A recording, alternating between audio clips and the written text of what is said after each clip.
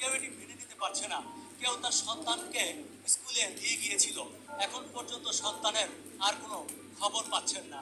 আমি অনেকগুলো মাকে ছুটোছুটি করতে দেখেছি, তারা বলেছে যে আমার সন্তানকে স্কুলে দিয়ে গিয়েছিলাম, কিন্তু ছুটির পর আর তাকে খুঁজে পাইনি। আমরা শুনেছি প্লেন দুর্ঘটনা হয়েছে, এখন আমরা দেখি কোথায় পাওয়া যায়। এবং কোনো কোনো মাকে দেখলাম যে এখানে এসে না পেয়ে বিভিন্ন হাসপাতালে হাসপাতালে দৌড়াদৌড়ি করছে। এটি আসলে অত্যন্ত দুঃখজনক ঘটনা। দর্শক মণ্ডলী, আপনারা দেখতে পাচ্ছেন যেটি মাইলস্টোন স্কুল। আমাদের সামনে যদি একটু খেয়াল করে যে উপরে যে ভবনটা দেখা যাচ্ছে, এটি মাইলস্টোন স্কুলেরই একটি অংশ। এর ভেতরটায় তখন ক্লাস চলছিল।